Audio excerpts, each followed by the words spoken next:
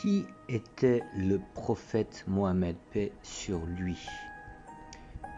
Il est né en 570 après Jésus-Christ, donc au 6e siècle, dans la ville de la Mecque, aujourd'hui Arabie Saoudite.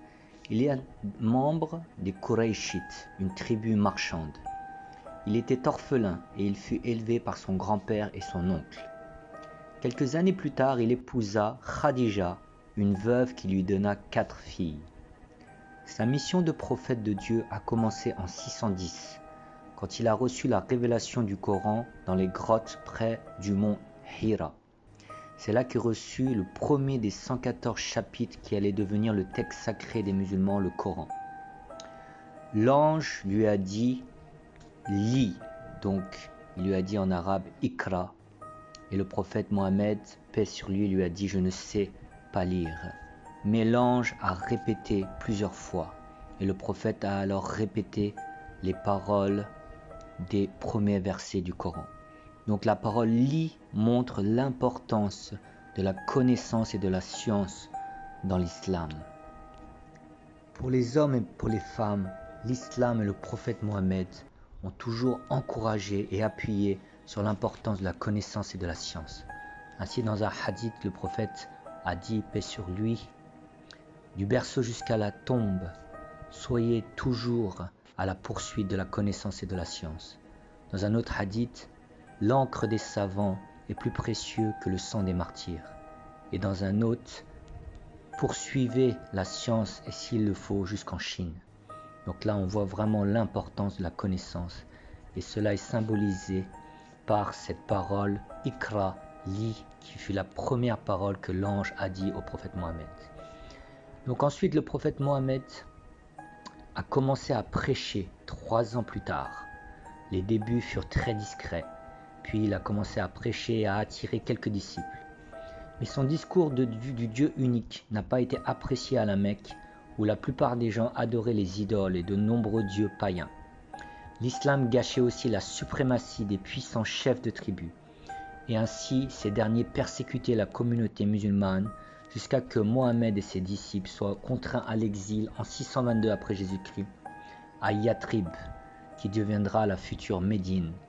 C'est le calendrier de l'Hégire qui marque le début du calendrier musulman par cet hégire, cette émigration. Ensuite, le prophète Mohammed et ses compagnons ont dû aussi combattre car ils étaient persécutés. Donc il y a eu d'abord la première bataille de Badr qui s'est soldée par une victoire éclatante. Et ensuite une défaite avec la défaite à la bataille de Uhud. Et enfin une dernière bataille qui était les tranchées.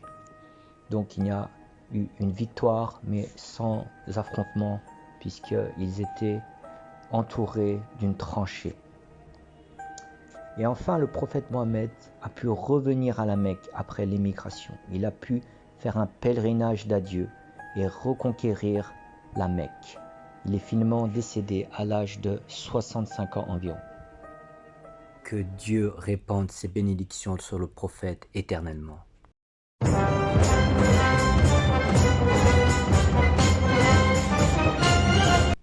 Le premier pilier de l'islam est l'attestation de foi, ou shahada en arabe. Donc toute personne qui veut entrer en islam a juste à dire la phrase en arabe « Ashhadu an la ilaha illallah wa ashhadu an Muhammadan Rasulullah » ce qui signifie « J'atteste qu'il n'y a pas de divinité en dehors d'Allah et j'atteste que Muhammad est le messager d'Allah ». Le deuxième pilier de l'islam est la prière, qui est au nombre de 5 prières journalières qui sont pratiquées à différents temps de la journée. La première prière est pratiquée à la fin de la nuit, juste avant l'aube. Puis ensuite la seconde prière est à midi, lorsque le soleil est à son zénith, lorsqu'il y a du soleil. Puis après, la troisième prière est au milieu de l'après-midi. Ensuite, la quatrième prière est au coucher du soleil. Et enfin, la dernière prière est lorsque la soirée devient peu à peu nuit. Les 5 prières suivent le rythme de l'univers et de la nature selon le calendrier lunaire. Donc le musulman symboliquement passe de la sphère horizontale de la vie d'ici-bas trépignante à la sphère verticale, la sphère spirituelle et divine. Donc comme les prières sont effectuées selon le calendrier lunaire, le musulman peut pratiquer la même prière à des temps différents. Donc par exemple, la prière de nuit peut être pratiquée en été à 3 heures du matin et en hiver beaucoup plus tard à 6 heures du matin. Lors de la prière islamique, il y a 4 positions majeures. La première est la position debout, puis ensuite la génuflexion. Après, il y a la prosternation et enfin une position assise. Lors de la prière, les musulmans vont principalement réciter des chapitres du Coran. Donc par exemple, la sourate, le chapitre Al-Fatiha numéro 1, qui est un peu l'équivalent de Notre Père, qui va être récité de nombreuses fois lors de la prière. À travers cette Fatiha, on voit l'importance de la rémunération de Dieu et de la glorification de Dieu. Donc la Fatiha dit Bismillahirrahmanirrahim, au nom de Dieu le miséricordieux, le très miséricordieux. Alhamdulillahi Rabbil Alamin, gloire à Dieu, le Seigneur des mondes. Ar-Rahmanir-Rahim, le miséricordieux, le très miséricordieux. Maliki Yawmiddin, le roi du jour de la résurrection, du jour du jugement. Iyyaka na'budu wa iyyaka nasta'in, il n'y a que toi que nous adorons et il n'y a que toi que nous demandons secours. Ihdina sirat al-mustaqim, guide-nous dans le droit chemin. Sirat al-ladina an'amta alayhim, ghayri maghdubi alayhim waladdallin. Le chemin de ceux que tu as comblés de tes bienfaits et non pas de ceux qui ont encouru ta colère et ni des égarés. Ensuite, le troisième pilier de l'islam est la zakat ou l'impôt. C'est-à-dire que toute personne qui a un certain montant dans sa banque doit donner chaque année 2,5% à un pauvre. Le but de la zakat est d'équilibrer la répartition des richesses entre riches et pauvres et de réduire la pauvreté. Si la zakat était appliquée et respectée dans le monde entier, la pauvreté serait pratiquement éradiquée. Ensuite, le quatrième pilier est le mois du Ramadan. Donc, les musulmans doivent jeûner une fois par an pendant un mois et ce mois est appelé le mois du Ramadan. Il consiste à ne pas consommer ni d'aliments ni de boissons entre la fin de la nuit, donc juste avant le lever du soleil et le coucher du soleil, et aussi de ne pas avoir de relations sexuelles entre ces deux temps. C'est le mois de la communauté, c'est le mois de la purification, c'est le mois du partage. Le musulman doit aussi jeûner de l'intérieur et pas seulement de la nourriture, en évitant tout ce que les 5 sens et l'esprit ne doivent pas consommer d'impur, comme par exemple les mauvais sentiments comme la jalousie, la colère ou les mauvaises paroles. À noter que le jeûne du Ramadan suit le calendrier lunaire, donc le mois du Ramadan recule chaque année de 10 jours et les musulmans peuvent jeûner sur une période de 10 ans, à la fois en été et à la fois en hiver. Donc parfois sur certaines périodes, ils peuvent manger seulement vers 10h ou 11h du soir. Ensuite, le cinquième pilier est le pèlerinage à la Mecque, ce qui signifie que tout musulman, s'il a les moyens financiers, doit aller au moins une fois dans sa vie à la Mecque faire le pèlerinage, le grand pèlerinage. Le grand pèlerinage a lieu qu'une seule fois par an et que dans un seul endroit, c'est-à-dire à la Mecque. Et donc la période correspond à peu près 2 mois après le Ramadan et correspond aussi à la fête du sacrifice, le grand Eid, la grande fête du sacrifice de Abraham. Donc si on va au grand pèlerinage, on fait le Hajj. Et si on va à n'importe quel moment de l'année, on fait un petit pèlerinage qui s'appelle alors Al-Umrah, la Umrah. Donc lors du grand pèlerinage, on fait de nombreux rites, comme par exemple les tours autour de la pierre noire, la Kaaba, où le musulman va effectuer de nombreuses glorifications à Dieu.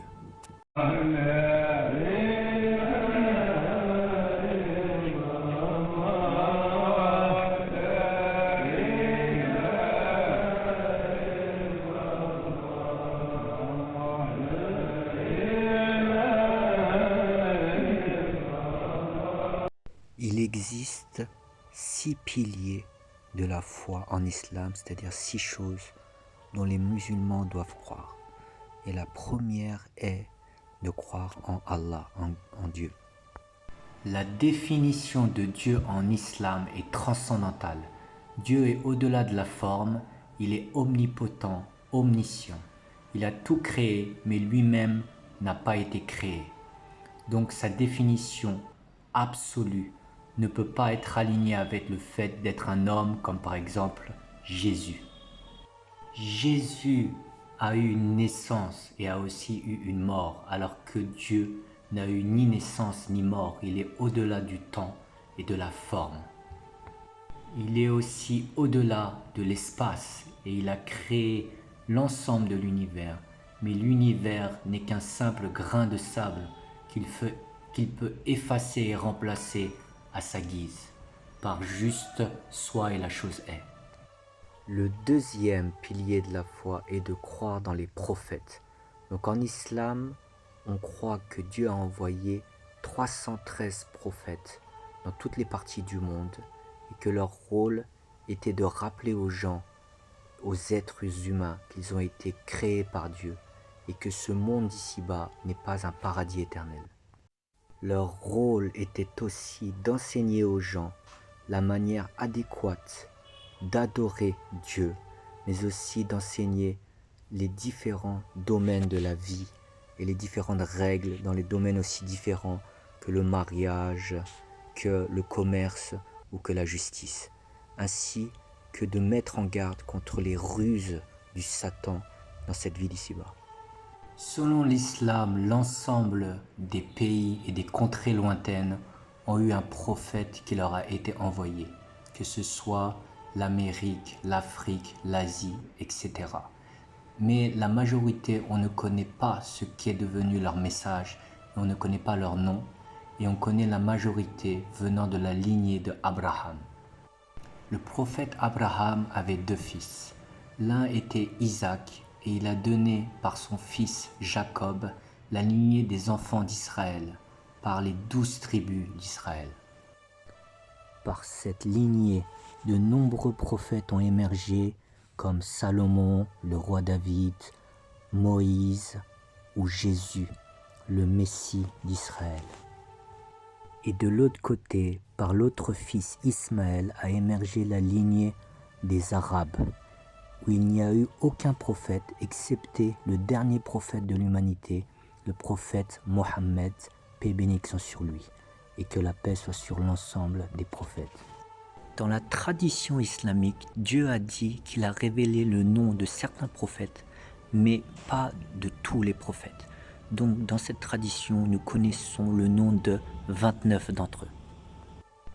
Et il est aussi possible que des personnages spirituels célèbres comme Rama, Krishna ou Bouddha furent aussi des prophètes, mais on ne sait pas ce qu'était leur message originel.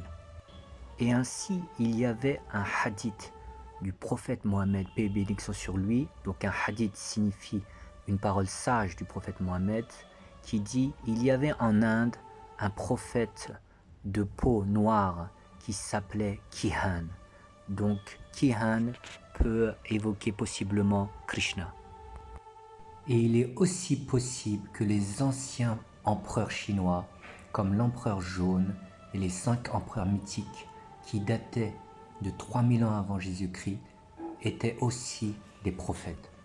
Car ils ont évoqué le concept de vieux ciel, ou en chinois Lao Tian, qui est très proche et a des caractéristiques très proches du Dieu monothéiste. Et ils ont évoqué, par exemple dans le livre des Odes, commenté par Confucius, leur peur majestueuse devant la responsabilité d'être un empereur. Et ce titre de fils du ciel ou empereur était donné par le vieux ciel, exactement comme le titre de prophète est donné par Dieu. Et ensuite, le troisième pilier de la foi est la croyance en tous les livres divins. Il existe 84 livres divins envoyés par Dieu à l'ensemble des prophètes dans toutes les contrées du monde, mais la majorité, on ne sait pas ce qu'ils sont devenus. Et on en connaît 4 qui sont pour sûr venant de Dieu. Il y a d'abord la Sainte Bible, puis les psaumes de David, puis les évangiles, et enfin le dernier livre saint révélé à l'humanité fut le Coran révélé au prophète Mohammed, paix et bénédiction sur lui. La majorité des autres livres divins furent perdus, mais il est tout à fait possible que les Védas indiens soient originellement un livre monothéiste venant de Dieu. Car certains passages du Yarjur Veda définissent Dieu comme étant au-delà du corps et préconisent aux hommes de ne pas adorer d'idoles. Donc il est possible que l'apparition des statues soit arrivée bien plus tardivement.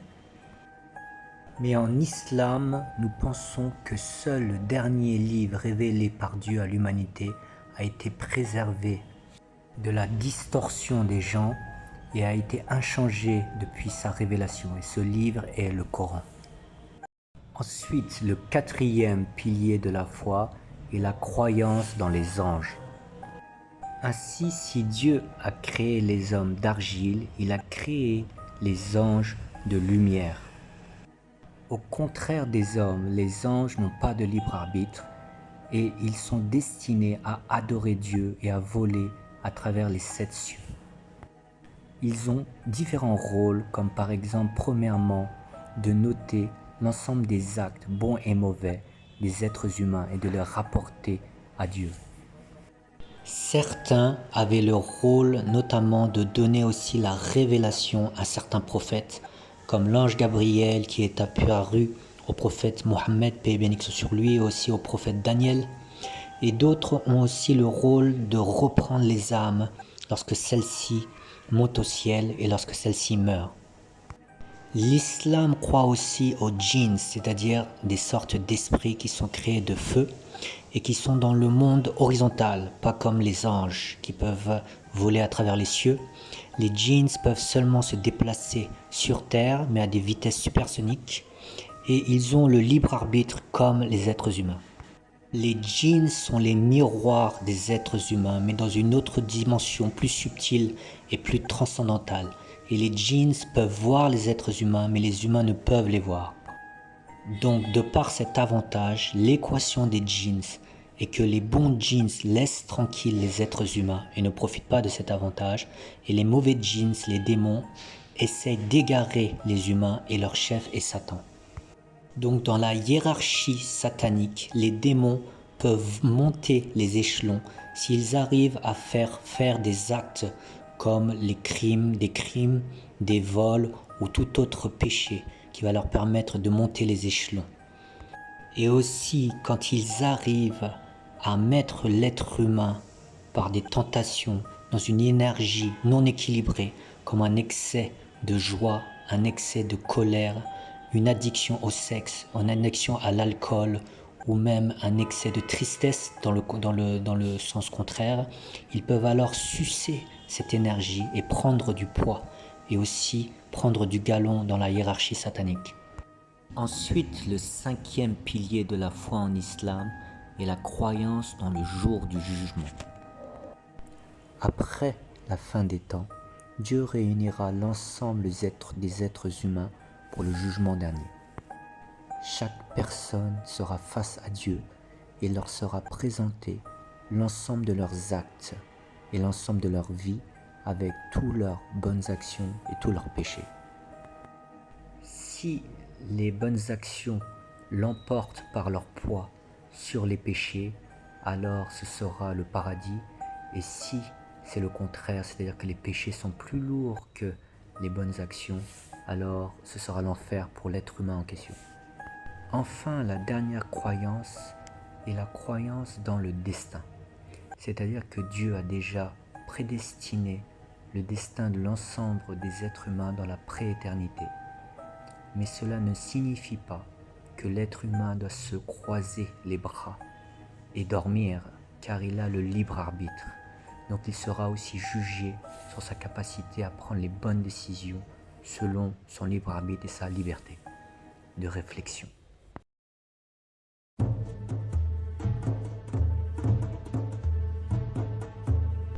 En islam, il existe environ 85% de sunnites et environ 10% de chiites, et le reste seulement des groupes minoritaires pour à peu près 5%. Les chiites se trouvent majoritairement en Iran, où la majorité des musulmans sont quasiment tous chiites, et on les trouve aussi au Liban, au Yémen ou en Irak. Mais dans ces trois pays, on trouve aussi des sunnites. Et pour les sunnites, on les trouve dans tout le reste du monde musulman, que ce soit en Afrique, au Maghreb, en Asie, comme en Malaisie, en Inde, on les trouve aussi en Chine, ou alors en Russie, et même aussi dans les Balkans. Au niveau des 5 piliers de l'islam, donc ce sont les 5 actions à effectuer, et les 6 piliers de la foi que l'on avait vu dans les parties précédentes, les différences entre chiites et sunnites sont quasiment inexistantes. C'est quasiment pareil. Les deux groupes suivent les mêmes règles et croient dans leur base dans les mêmes concepts et dogmes. Donc en fait, les différences entre sunnites et chiites vont seulement être politiques. Après le décès du prophète Mohammed, paix et bénédiction sur lui, le système du califat, donc à noter que le califat est le successeur politique du prophète Mohammed, ce système a duré jusqu'au XXe siècle et avec un nombre impressionnant de califes qui a atteint à peu près une centaine. Et le dernier fut de l'Empire ottoman. Mais pour comprendre la différence entre sunnites et chiites, il faut s'intéresser aux 4 premiers califes. Donc après la mort du prophète, paix et bénédiction sur lui, le premier calife fut Abu Bakr. Il fut un ami proche du prophète, paix et bénédiction sur lui, et il avait à peu près le même âge que le prophète Mohammed. Puis ensuite, il y eut le calife Omar, puis le troisième, le calife Othman, et enfin le quatrième, le calife Ali. On les appelle les 4 premiers califes bien guidés. Les sunnites apprécient les 4 califes et pensent que l'ordre du califat a été voulu par Dieu. Mais les chiites pensent que les 3 premiers califes, Abu Bakr, Omar et Othman, et d'autres compagnons ont comploté contre Ali pour ne pas qu'il devienne calife, et ainsi ils ont été contre la volonté de Dieu et de son prophète et ils ont apostasié. Donc les chiites détestent les 3 premiers califes et pensent que le califat doit être de la famille du prophète, car Ali est le cousin du prophète Mohammed.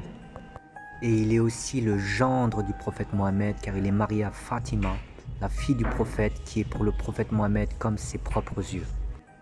Donc les chiites ont abandonné le concept de califat pour le concept d'imama, c'est-à-dire qu'ils suivent pour la majorité un système de 12 imams et pour d'autres un système de 7 imams, c'est-à-dire tous descendants de Ali et de Fatima, en commençant par Ali et Al-Hassan et Al-Hussein, ses 2 fils. Et pour terminer, nous allons parler des soufis qui sont très célèbres chez les non-musulmans. Donc les soufis sont sunnites car ils respectent hautement les 4 premiers califes et acceptent l'ordre des 4 premiers califes. Au niveau des 5 piliers de l'islam, donc des actions et des 6 piliers de la foi, les soufis sont identiques aux sunnites et aux chiites. Donc comme ils sont sunnites, ils suivent exactement ce que les musulmans sunnites observent. Cependant, les soufis vont approfondir le côté spirituel et essayer de rechercher un amour ardent avec Dieu en travaillant le cœur, l'esprit plus que la forme et en utilisant beaucoup le chapelet et la remémoration de Dieu qu'on appelle zikr, l'invocation de Dieu. Et ils ont aussi un maître spirituel qui va les guider. Et ce maître spirituel doit être un saint homme de Dieu. Pendant 1000 ans, les musulmans sunnites ont suivi pour la quasi-totalité le mouvement pour la loi des 4 écoles et pour la spiritualité des soufis. Mais au XXe siècle, depuis l'apparition 2 siècles avant, au XVIIIe siècle, de l'Arabie Saoudite, les musulmans suivent à l'époque moderne plus un mouvement qu'on appelle Wahhabi Salafi, qui est plus sur la forme et la lettre que sur la spiritualité. Mais les soufis sont encore très présents dans l'ensemble du monde musulman.